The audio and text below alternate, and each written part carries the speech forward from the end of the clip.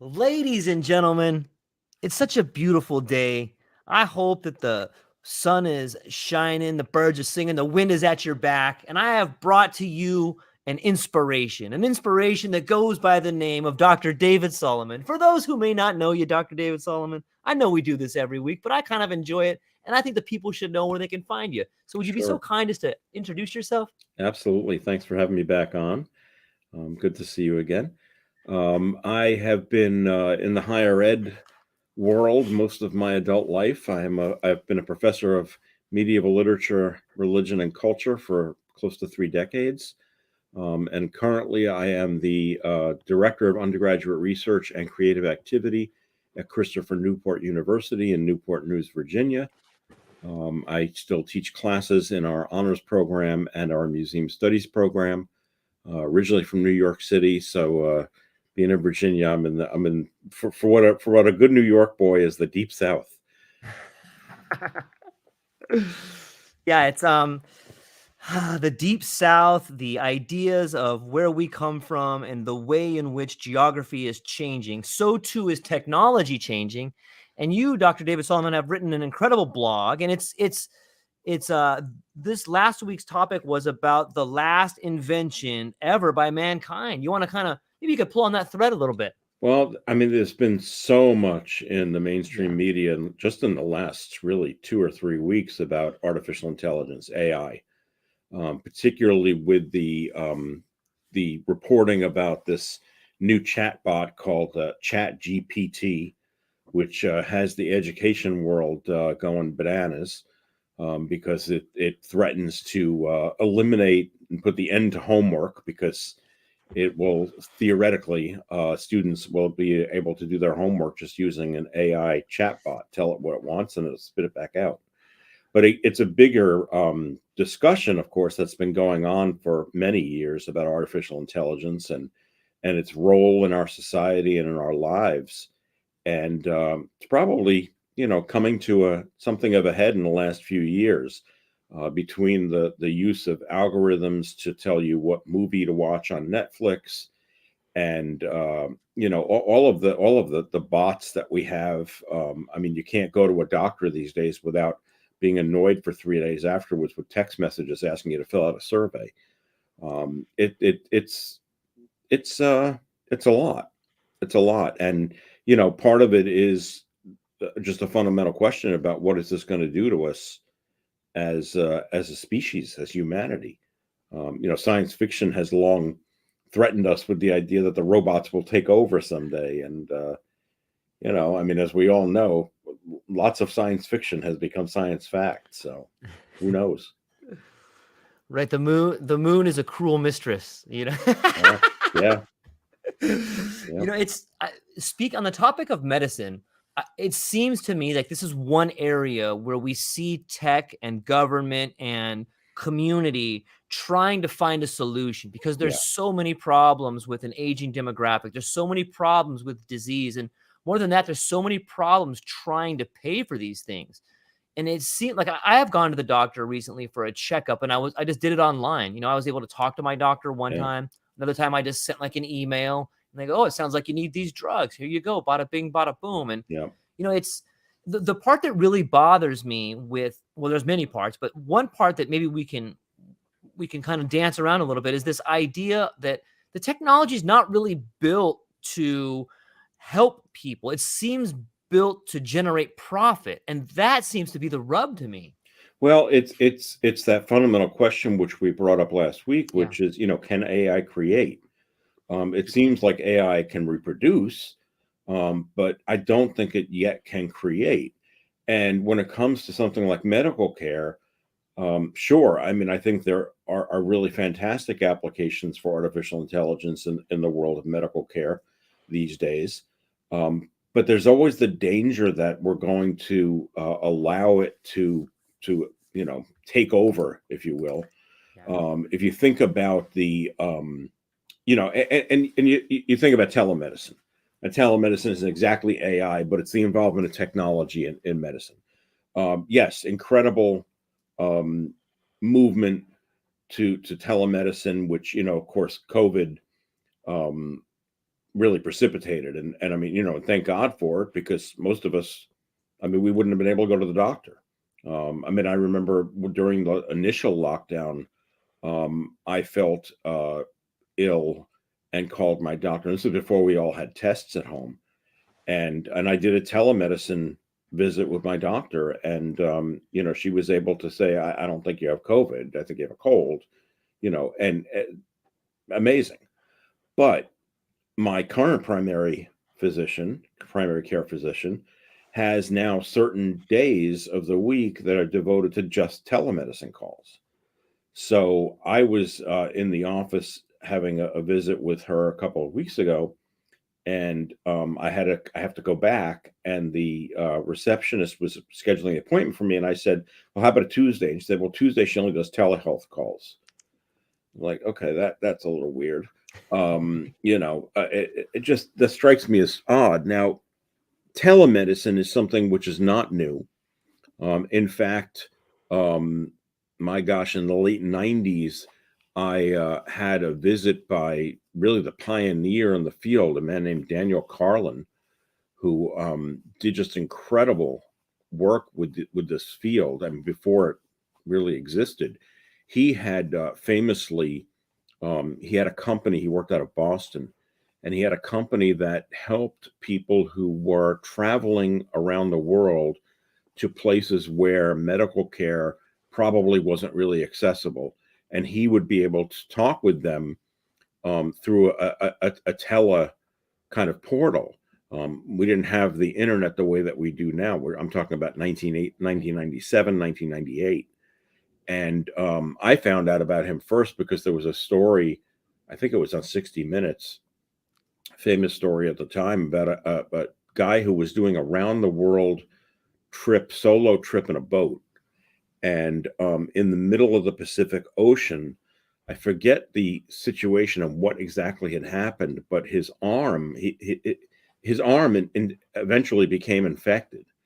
And Carlin, through telemedicine visits with him, and it was very complicated to set up at the time, actually helped the guy to amputate his own arm because gangrene was setting in, and he was stuck out in the middle of the ocean. It was an incredible story, and prompted me to get in touch with him. And I had him actually visit with a class I was teaching at the time, through an online setup, which was very complicated to do in those days. So telemedicine is an interesting idea, especially when it's helping people who don't have direct access to healthcare. But when I want to go see my GP on a Tuesday, and the response is, well, she only does telehealth calls that day, that just strikes me as kind of odd. I mean, I'm not living in the middle of, sub-Saharan Africa. I'm living in Newport News, Virginia.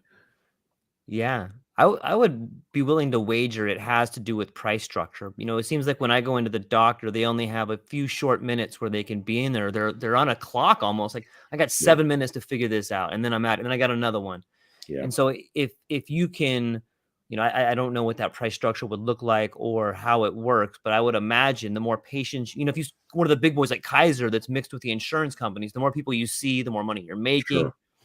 But I think that, this idea of telemedicine and the idea of ChatGPT, and in your blog, you brought up a question that I can't stop thinking about, and it's the question of why. Like, computers don't answer that question. In fact, that seems like such a logical left brain, just figure it out. Like, don't worry about why, just do it.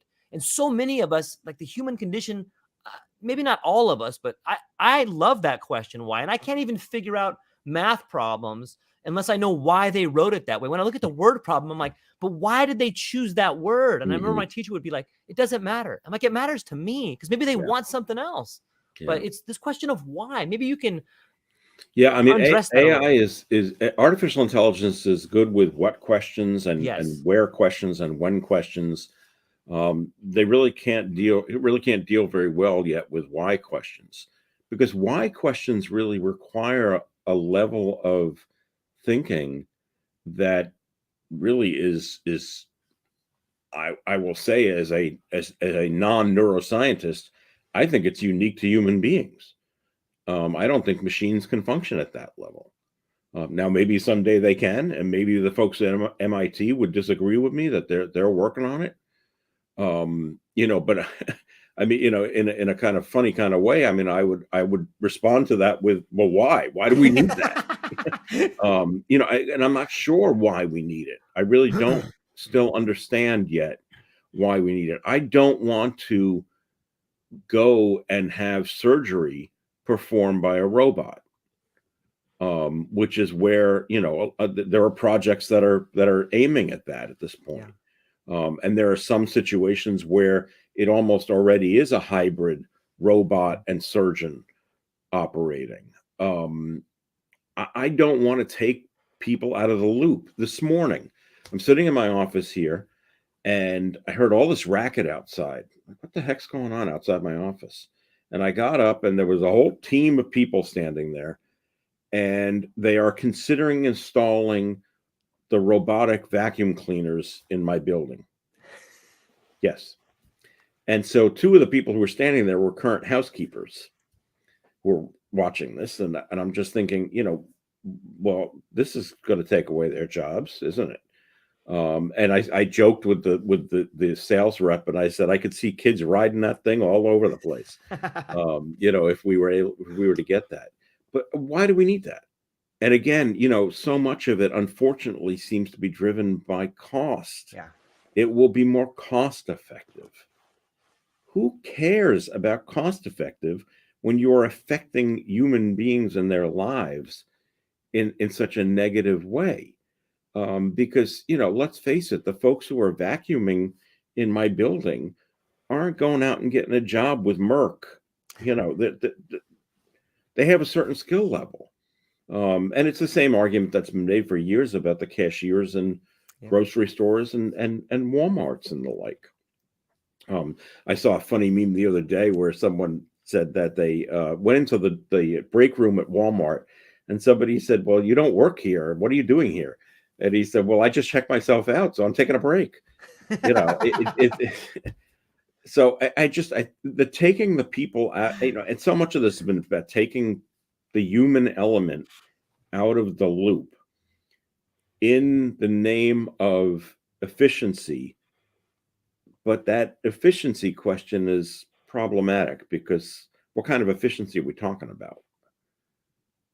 Yeah, it seems to me that I think in Steve Jobs' biography, they asked him about cycles of success, especially in corporations. And what he said is that, well, corporation begins as an idea with the visionary people that started, and they run it up and they build it and they follow the vision of the person that has the idea, and they build it to a giant success. Yeah. But after a while, after it gets to a certain level, the only thing that moves the needle forward on profits is like the marketing and sales team. So the visionaries kick to the side, the sales guys are brought up, and marketing becomes the main strategy. And it seems to me that's what we're seeing in the world of technology. You can bring in vacuum, you could bring in 1,000 Roombas, but what happens when the planes shut down and you can't get a battery because you can't send batteries on the planes? What happens when when the electricity goes out? Now all of a sudden you have the rats pile up, and I could understand the quick hit to the group of CEOs and boards of directors when a guy comes in and says, you no longer have to pay these people vacations. But that reminds me of the idea. It was Henry Ford and, one of the great union leaders of that time. They were walking down the newly minted Ford assembly line. And Henry Ford leans over and he says to the great leader, the union guy that time, I can't think of his name, but he says, how are you going to get all these robots to pay union dues? And then the gentleman replies back, how are you going to get all these robots to buy your cars? Like we need each other. And when we're so top heavy and we're trying to find out ways to secure profit in the name of humanity, we've gone too far. Yeah, no, I agree. I mean, it reminds me of something that we've talked about before, which is that scene in Chaplin's Modern Times when they bring in the guy brings in this machine that supposedly is going to feed the workers while they're on the assembly line, so they don't have to actually take a break for lunch. They can continue working, and it will automatically feed them. And the whole thing goes kerflooey. But the greatest last line is from the boss who says it won't work. It's just not efficient. Nothing about the way that it's Right. affecting the worker. Right. It's just not efficient. Right. And so I think that, this question of efficiency, and I think you're right. I mean, the split between R&D and sales in Yeah. most corporations is really quite interesting, isn't it? Yeah. And we see it even in higher ed. I mean, in higher ed, I mean, most admissions offices are not staffed by academics. Those are marketing folks. Yep. I They're can see that. salespeople. And I don't befall them for any of that. I don't begrudge them. I mean, that's what they do. I mean, that they are salespeople. But I think that the thing that worries me a lot of the times is when they're only salespeople. You got to know your product, right? And I worry that in some cases at some institutions, the admissions folks don't really know their product. They're just selling a thing. As we've mentioned, I had a bookstore in the 1980s, and now when I go into the only chain bookstore that still exists, oftentimes I'm really aggravated because the folks in there, by and large, most of them don't know a hell of a lot about books. Yeah. They could just as soon be selling burgers. It's just they're selling an item. And so you ask them a question about something, and they oftentimes can't respond without having to look it up because they don't really know anything about the product. Whereas, back in the day, when I had my store, we knew every book that we had in the store. It was funny because my colleague and I, who ran the store, customers used to come in and ask us whether or not we had something in the back, and we would joke and say, "There is no back. This is the back." We didn't have a stock room. Everything we had was out on the floor. And so they would walk up to us sometimes and ask us for a title, and we would automatically just say, "No, we're out of that. We have it on order." And they're like, "How do you know?" It's like, because I know what's in the store. And that kind of care really gets kind of flushed down the toilet when you go to AI, right? I mean, I think it's interesting that for many years, this big bookstore chain, which we all know, had computers in their store where the customer could look something up. They got rid of those a couple of years ago. So now if you want to look something up, you have to talk with somebody, a clerk who's there. I'm not sure what the rationale was behind that. It would be kind of interesting to find out. If any listeners know, or maybe they work for said chain, they can chime in. Yeah, I that's a curious thing. You and I both have a similar outlook, I think, on AI, but I want to challenge our thinking here. I want us to maybe we can try to steelman the argument that AI is going to be good for the people who have the least opportunities. Is it possible to steal that argument? Can you give an example? I can. So, because the world of technology has become so profit driven and so narrow, it is leaving open wide gaps for people on the bottom that are being pushed out of jobs to use technology in a way that people in boardrooms haven't thought of yet. And that would be like, say there's someone that was recently a housekeeper at the Hilton here in Hawaii, and they've gotten Roombas to replace them.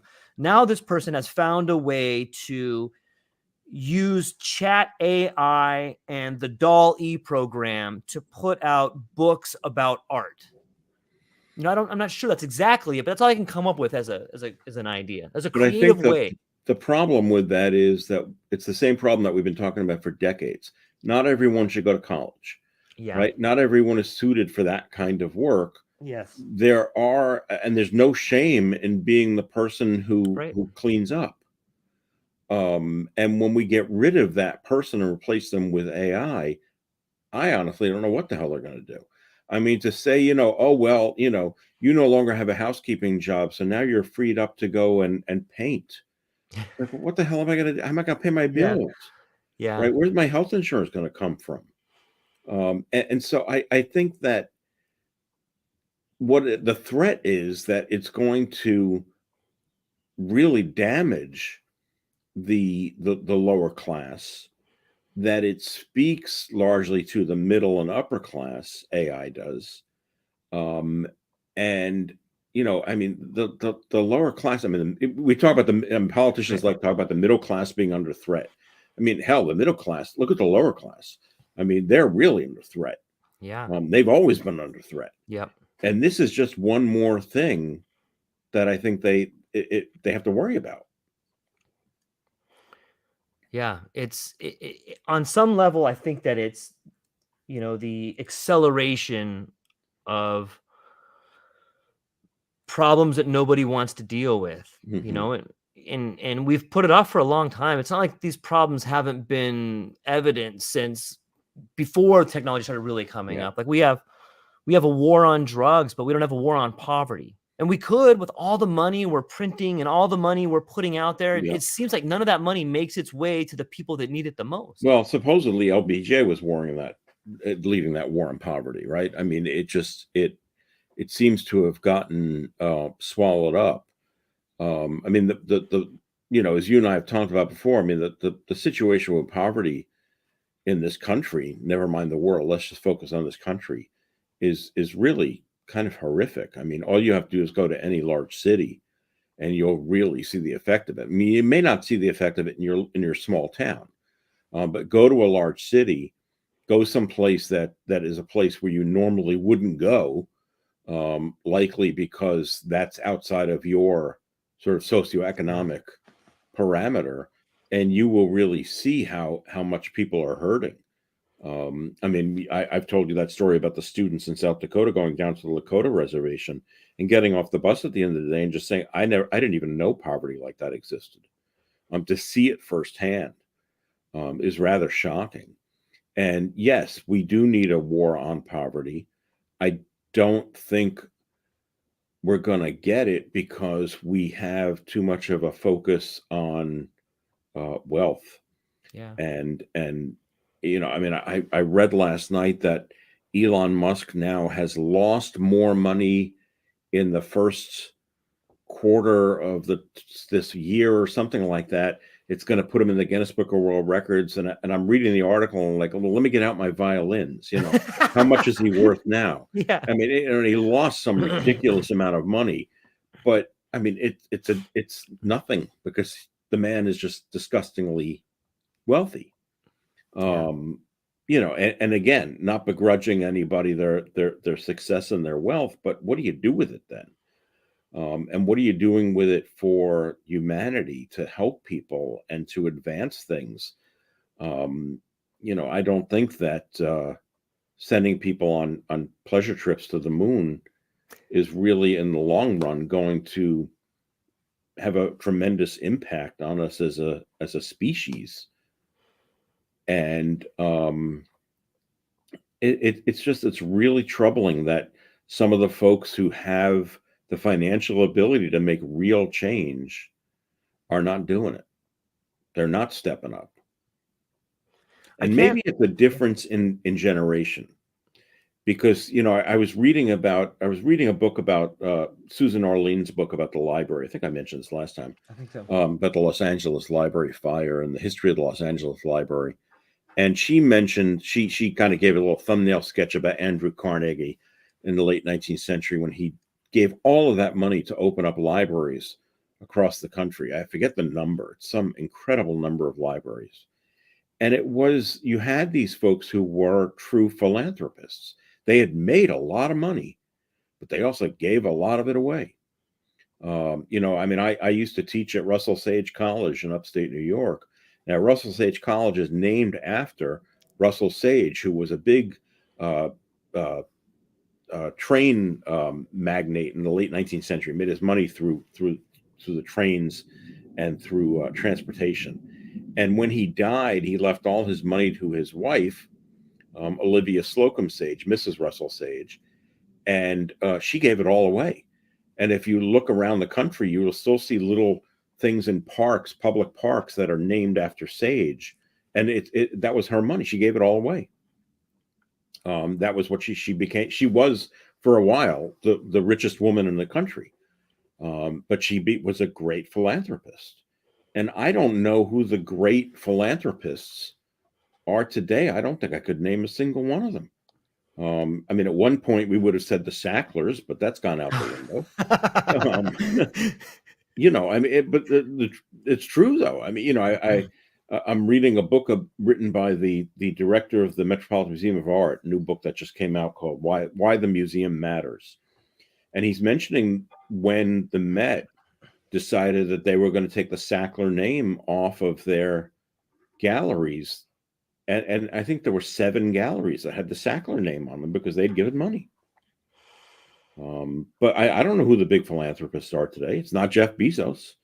It's not Elon Musk. I mean, it's not the people that we think of as being the most wealthy.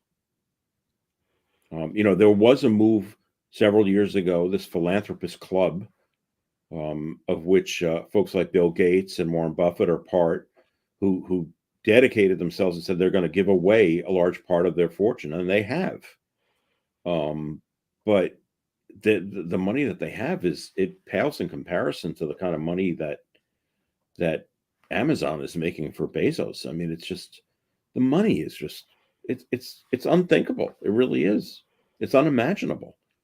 And the way that it has put so many independent businesses out of business is really just absolutely striking. I mean, I was thinking about this last night that, I mean, you literally can go on to Amazon and order just about anything and get it the next day. And sometimes they'll even deliver it the same day. Yep. And so, what is the motivation for me to go down to the local mom and pop store and buy something if I can do it like that? And of course, in most cases, I mean, the local mom and pop store, which barely exists anymore anyway, they can't stock the kinds of things. I don't know how Amazon has what they have in stock and at hand to ship out like that and get it to me the next day, when it's just, the oddest things that you would order. I mean, it really is amazing. And of course, a lot of what Amazon is doing is involved with AI, right? I mean, a lot of it is driven by AI. But, as we've heard story after story, it is not certainly helping any of the employees at Amazon, who apparently, have a pretty lousy work condition. Yeah, it's maybe that's part of the maybe that's something that AI could do. I don't think it would unless it was programmed that way, but maybe no one can handle the pressure of being a billionaire. Like, that must change you in so many ways. Oh, It I must can't make, imagine. right? It's I'll gotta call you on fundamentally wreck you. Saturday morning, because I'm going to win the Mega Millions. So. I hope you do. Yes, I hope yes. you do. It would be in some ways, like, you've heard the curse of the lottery. Like, people win this and all Sure. of a Oh, yeah, sudden yeah. people want stuff from you. You probably don't have any friends. We have over here, the guy that Larry Ellison, who owns Oracle, he bought one of the outlying islands from Hawaii called Kauai, and he took the Four Seasons as his main home because, why wouldn't you? And he's got like this giant aircraft carrier that sometimes he'll sail over to Oahu and park it where the cruise ships park. And I was reading up on him, and he's just to give people an idea of how money can change you. And I don't know if this is 100% true. I just read this in an article, so it may or may not be true. But the article was saying that he has a number system around people, and it's like 1 through 5. And if you're a 5, you can't make eye contact with him. Like, if you work there, if you're a 4, you can make eye contact, but you can't talk to him. And if you're a 3, you can have superficial conversations. Long story longer, like, some of the people in his immediate family are like 2s. But then I started thinking, like, why would someone institute that system? And like, why would you even do that? Like, what are the conditions that make you come up with a system like that? It must be horrendous, Well, it sounds like a Howard Hughes thing, right? Yeah, I mean, exactly. And it is this. I mean, I think that, depending on a person's background, that level of wealth can probably be incredibly isolating and kind of strip you of your humanity in some ways. I mean, I think that's why it's interesting that philanthropy project with Gates and Buffett, that they've decided that they're going to do that. Now, I mean, of course, Gates, started out in his garage, I mean, he came from nothing, and I think it's interesting to see that versus somebody like Elon Musk, who walked into it, largely from his family, was wealthy from the start. Yeah, it's maybe that's the problem. Maybe money, maybe we can use AI, and in some levels, that's I think the vision of crypto is to take away the corruption out of money. I'm not obviously they haven't done it with things like FTX or Yeah, all these things crashing, but I think that they're for some of them, I think their heart's in the right place, and the idea is that look, we don't deal well with money, and it's destroying our society. And but if I we don't know could if we can ever somehow, take the corruption out of money. I mean, that just may be the nature of it. I mean, it if you might go be, back and look at the history of bartering, and then when we moved to trading things like gold for services, and yeah, it became it was very different kind of thing. It was, I mean, bartering is I was going to give you something that was equivalent in the value to what you're going to give me. Whereas with money, it's just this strange, weird thing. I've got this piece of paper yeah, that has a number on it, and I'm going to give it to you, and you're going to give me goods. It's a very odd psychological thing about how money works. And of course, we've got a generation now that's growing up in a cashless society, yeah, and that's also having tremendous impact, right? Is that they, we always used to joke, old people would say, oh, you don't understand the value of money. Well, they really don't understand the value of money because they don't have any money. Everything is yep, electronic. yep. Everything is a credit card. Everything is something that they pay for with their phone. And the idea of having cash on hand is pretty much going the way of the dodo bird. And I think that for kids, that probably is not a good thing. I think it's, I mean, there was something too. I mean, George, this, you and I mean, growing up about having a certain amount of cash. I mean, you had Yeah. that cash, and when that was gone, that was it. Now, I know myself, when I first got my first credit card, that was a bad thing Yeah, me too. because I'm not stupid, but I ran it up Sure. because it was really easy, really convenient. And I had a huge balance then to pay off eventually. I'd really run that up. And as I say, I'm not stupid, but it was convenient, and it was almost like getting the dopamine hit from a like on Facebook, right? Yeah, Because you were able to buy something that here's my credit card. sure. Um, that's not a good thing. I mean, I would love to get rid of, and we've gotten rid of most of our credit card. We just have a few. We really pared it down to what was just absolutely necessary because we had too many. Yeah. It just wasn't necessary. It's almost a complex system in itself. Like if there's so many points involved and these different derivatives of money that you could build up for flights. And I read a pretty good book a couple years ago by Thomas Piketty, who's a French economist. Mm, Book's called Capital. yep. And in that book, he makes the argument that the state of capital coalesces into two areas: super wealthy and none. And what we've seen over the last 200 years is like this little blip on the scale of mankind where there was a middle class. And if he points to all these different societies and says, there's never a middle class. What we've seen is just this weird anomaly. And he makes the argument, and really well, he makes the argument that this is what we're going back to. There's going to be really wealthy people and really poor people. And as Yeah. my mind goes down this incredible rabbit hole, it's almost like a speciation. Like if you look at who Jeff Bezos was when he was selling books, if you look at pictures of him then and pictures of him now, like he looks like a different He person. Like does. just Yeah. it's and what kind of medicine can you can buy your growth hormones, your testosterone, and all these gene therapies. If you have money, you can buy youth at least to some degree. Whereas if you don't have money, you may be on hold with the telemedicine people. Yeah. Yeah. Well, I mean, there was a story last night that I heard on the news that this new drug that has come out, or that I guess it hasn't come out. I think the FDA is still testing it. The new Alzheimer's drug. The cost is something like $25,000 a month. Wow. I mean, who's going to be able to afford that? It's nuts. So you may be right. I mean, it may be a point where the species gets sort of you know survival of the fittest, right? I mean, it's only the wealthy that survive, and you've got the really poor or the people who have nothing who are there not for no other reason than to serve the wealthy. A digital feudalism of sorts. Yeah, I mean that's a frightening It science is. fiction scenario. But I mean it doesn't seem so far from possibility given the world that we're living in. I mean, I think back to the way that what our generation knows as the middle class, which really kind of took root after World War II with the baby boom generation and those folks getting back from the war.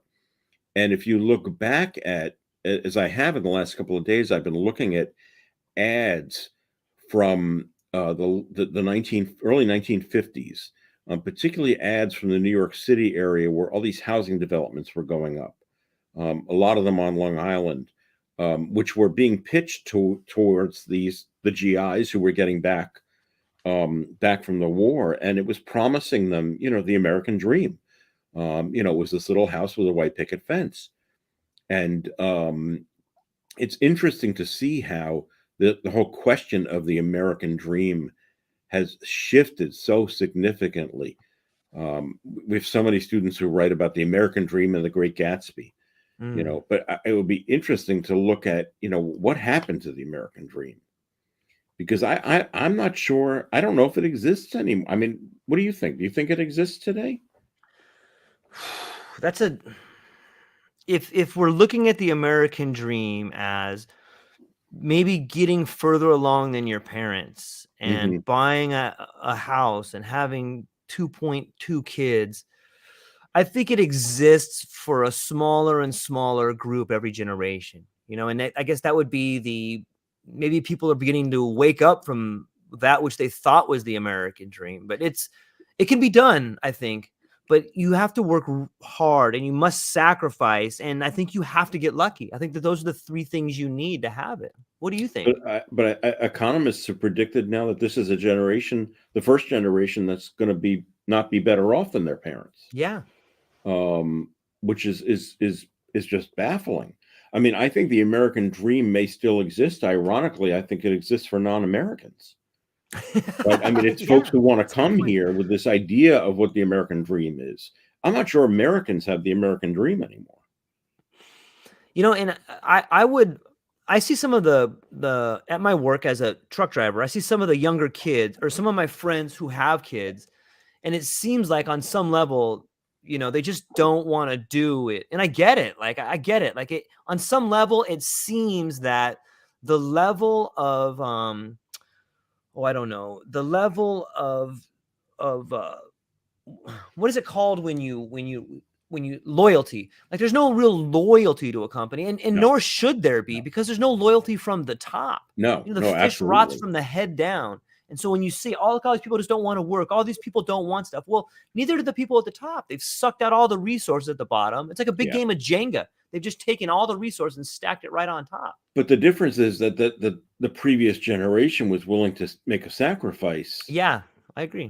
and now a lot of people are not willing to do that, partially because there's no loyalty, Yeah, and partially because I think they have really reflected on what the cost of that sacrifice is. yeah, I mean, you always joked about, the house with the white picket fence and the 2.2 kids and the station wagon in the driveway.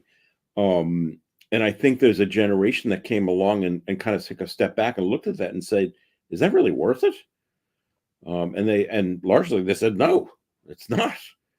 And, I think maybe that's part of what put an end to the American dream, is they sort of looked at it and said, the American dream that my parents had, that's not my dream. And thinking about what my dream might be in a society where there's such a distinction between the haves and the have-nots. I mean, there were always poor people, right? There were always people struggling. But if you look at the statistics, I mean, in the 1950s, and let's say there after World War II, I mean, people were doing very well. and they were very comfortable and seemed happy, at least if you watch 50s sitcoms, right?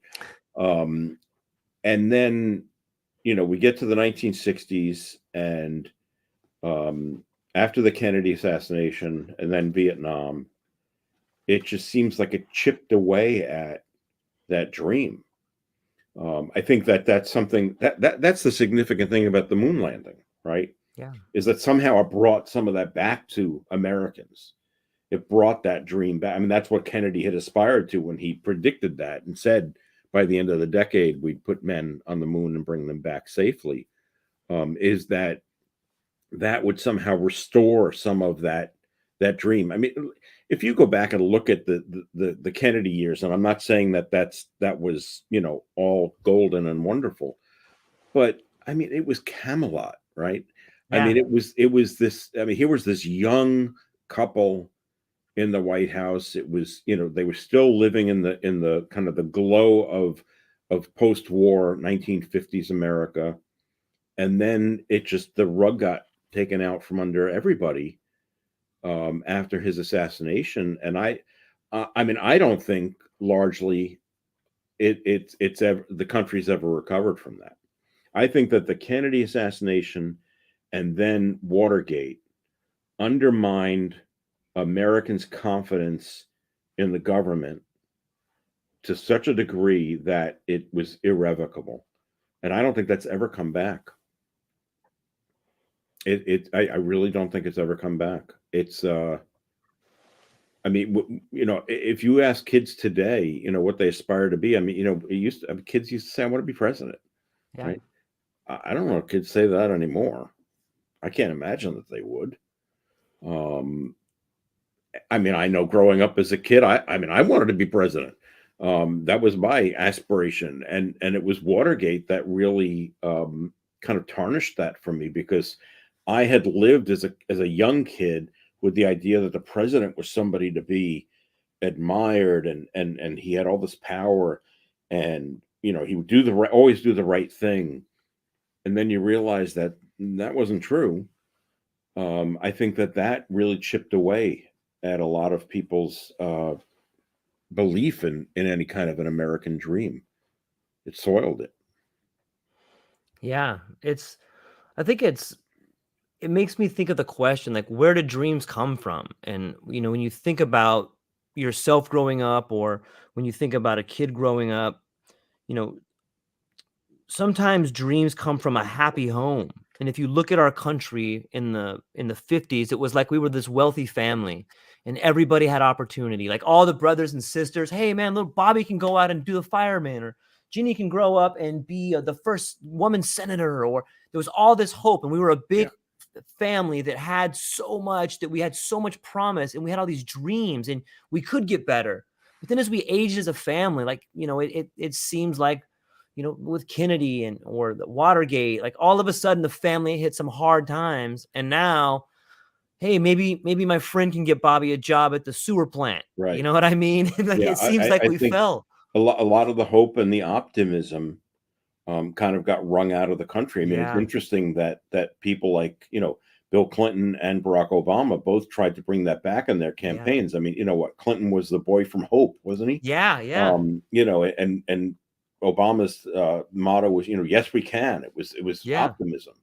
But it doesn't seem to be panning out that way.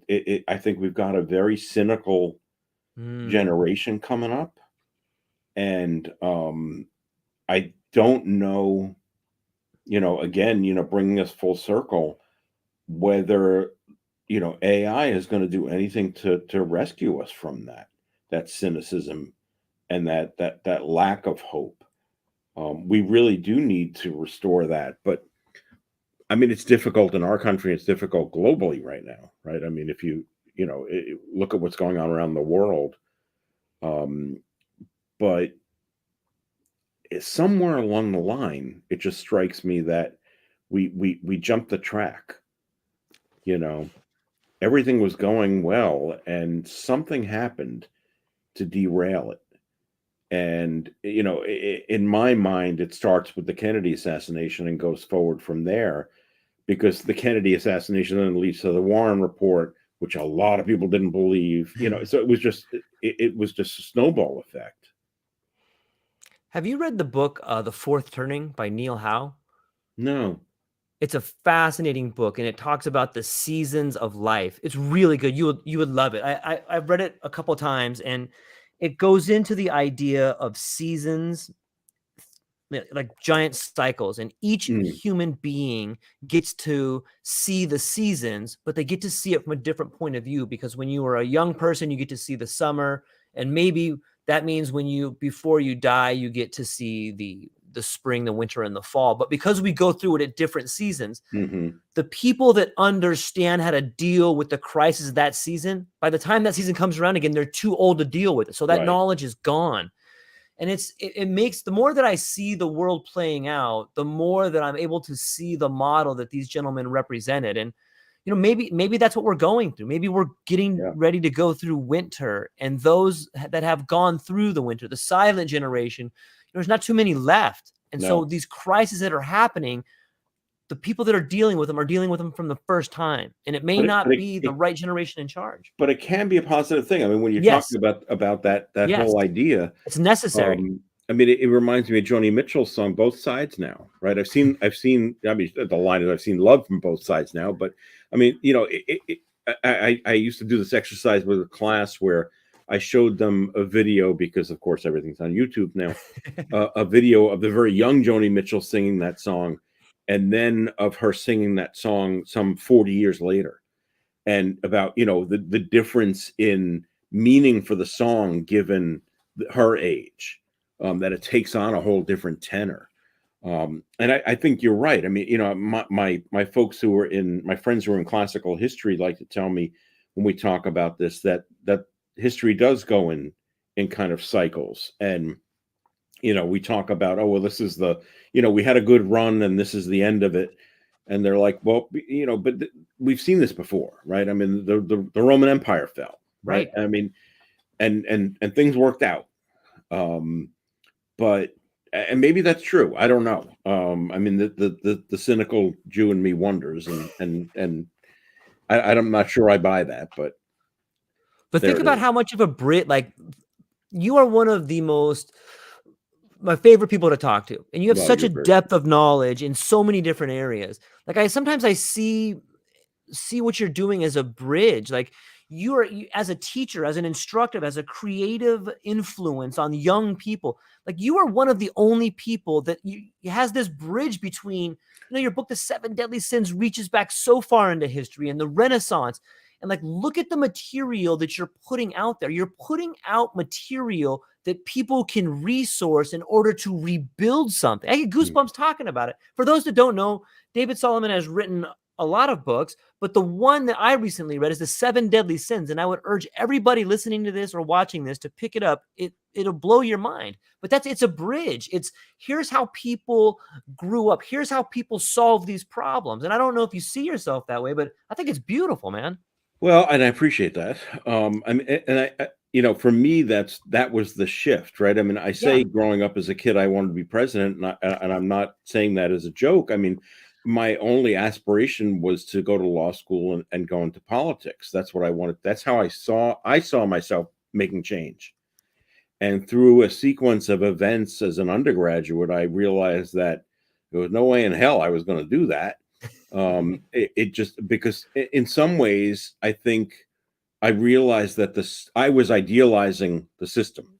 Sure. And when I found out what the reality of the system was, I realized that the change I wanted to affect was not going to be able to happen.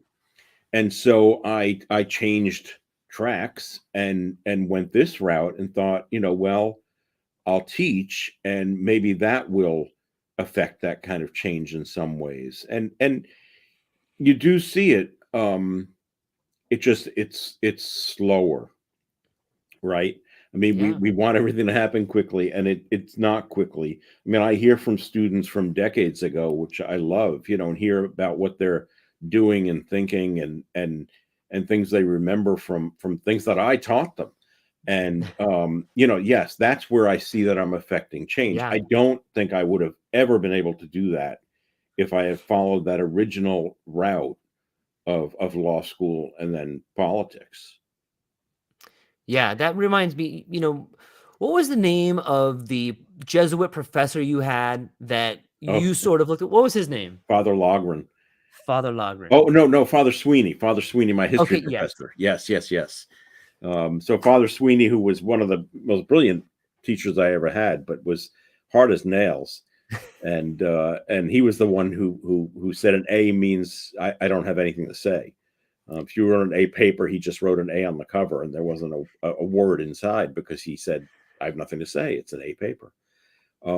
Yeah, I mean that just that, and it's funny because last night I had a former student come to my museum studies class because this year she's acting as the project manager for the class, and she had on.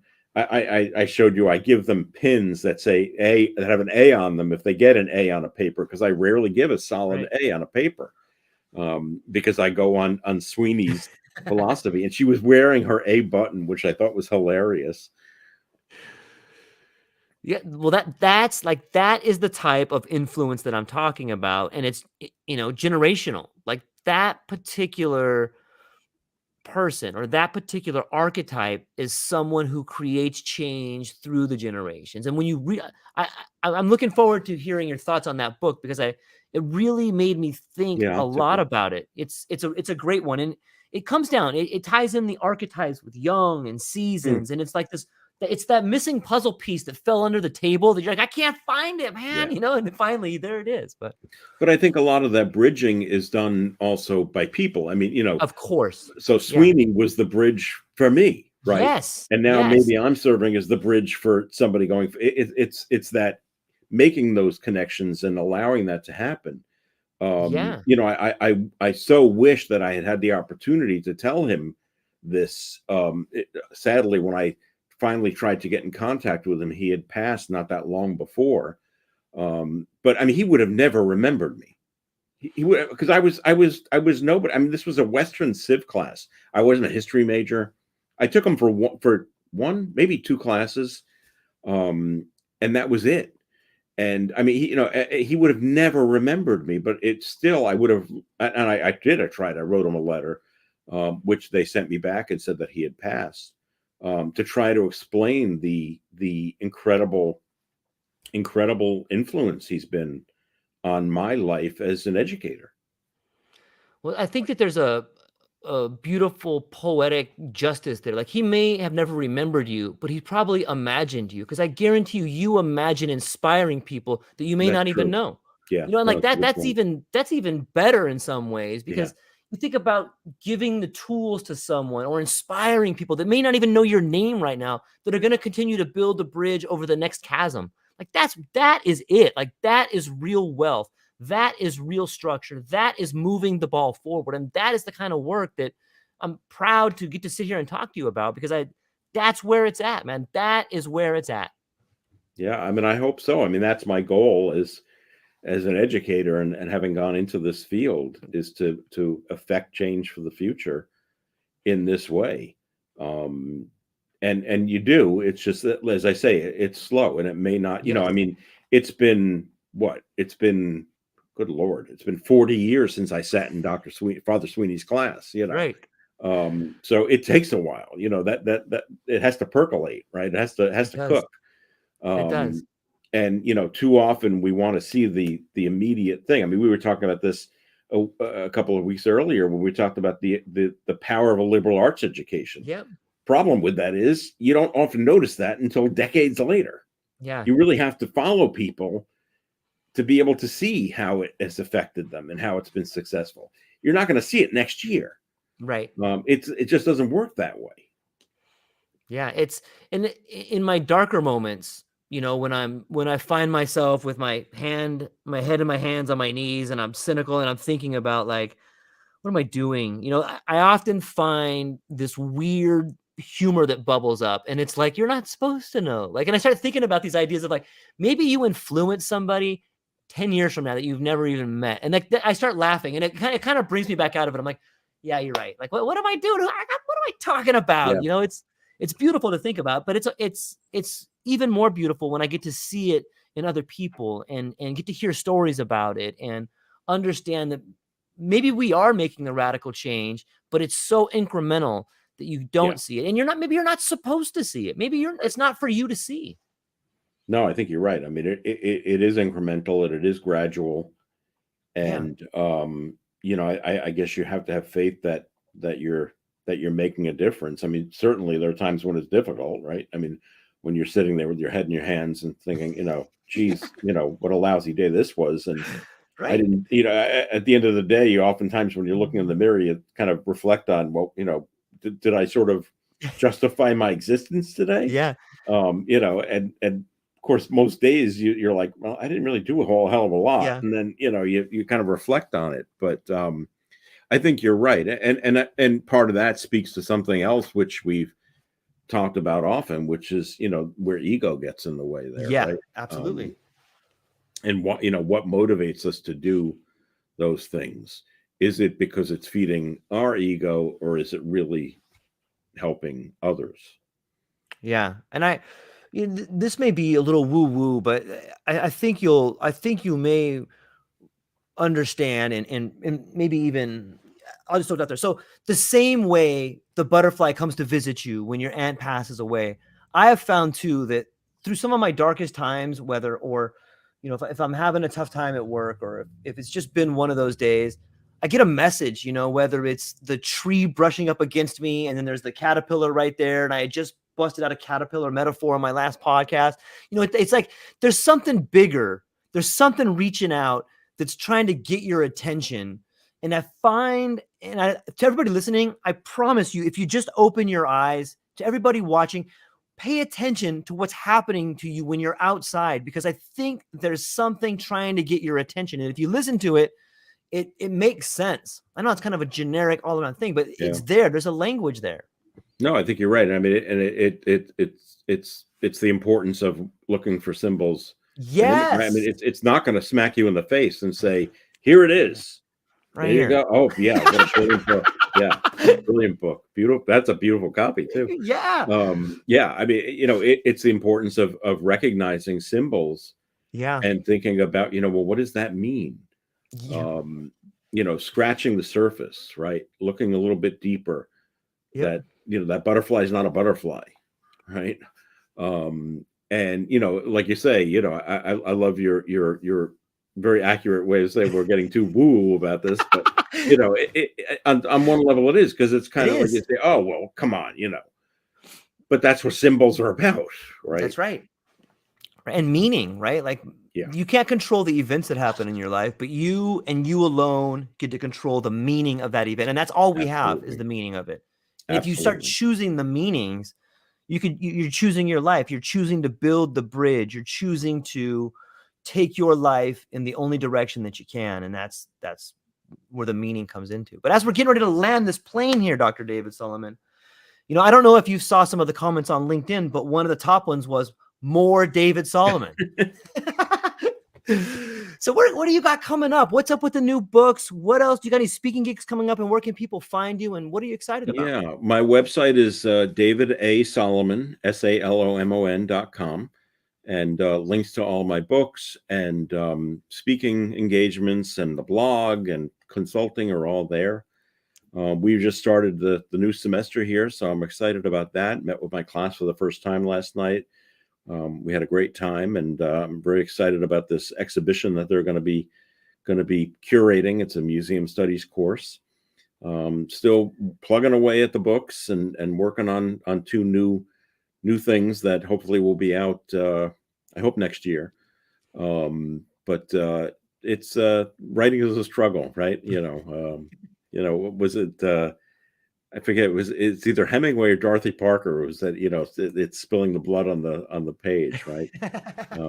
It's hard. You open up a vein, But happy to be on with you and talk to you every week, George. Yeah, me too. I really enjoy it. You're one of my favorite people to talk to, and I like us helping to solve the world's problems in our own small way. At least in our world problems, That's true.